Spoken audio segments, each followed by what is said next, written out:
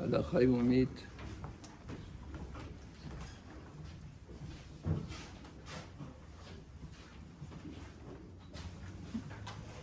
Donc nous avons dit pour la Hamida, il faut avoir une attitude de soumission devant Akadosh Baruch Hu, comme un Ebed, comme un serviteur. Il faut avoir les mains croisées, attachées, le pouce droit en dessous du pouce gauche et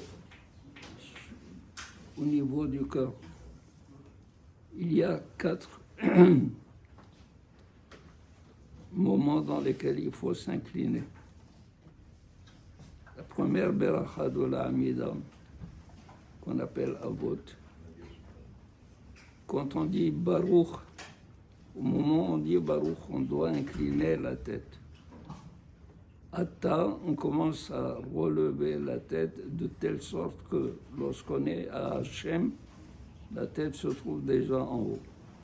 Alors, Baruch, incliné, Atta, Hachem. Donc, quand la tête est inclinée, elle est inclinée à Baruch. Quand elle est levée complètement, elle est levée à Hachem. Donc, la première beracha, au début et à la fin. Baruch Ata Hashem Magen Abraham, encore il faut s'incliner à la fin. Également, Modim, la bracha de la Oda'a, Modim au début, Modim Anahnullah, et Baruch Ata Hashem Ruchanae le Hodot. Ruchanae le Hodot, il faut s'incliner. Il y a une cinquième. La cinquième, c'est lorsqu'on finit toute la Hamida et on sort, on fait 3 pas en arrière. Ces 3 pas en arrière, puis on fait aussi Shalom du côté gauche. L'autre côté gauche, c'est le côté droit de la Shekhina, parce qu'on est en face de la Shekhina. Donc on salue le côté gauche, puis on se tourne vers le côté droit, et devant, on s'incline de nouveau. C'est la 5e fois où la tête doit s'incliner. Bien sûr, les Hachamim dans la Gemara, dans le Sechet Berachot, rapportent que le Kohen Gadol et le roi, ils avaient d'autres lois.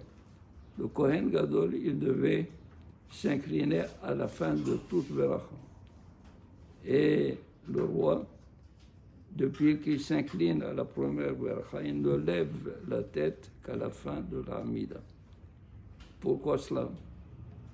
Pour dire, plus on est grand,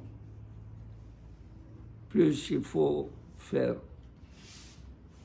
une marque, marquer notre soumission à Akadosh Baruch Hu.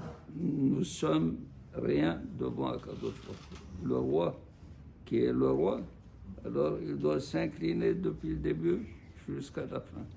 Il est soumis à Akadosh Baruch Hu. De forte raison, nous devons montrer que nous sommes prêts, nous sommes disponibles à chaque fois qu'Akadosh Baruch Hu a besoin de nous. C'est pour cela que les Hachamim disent Kachaniyatan shel tzadikim hineni.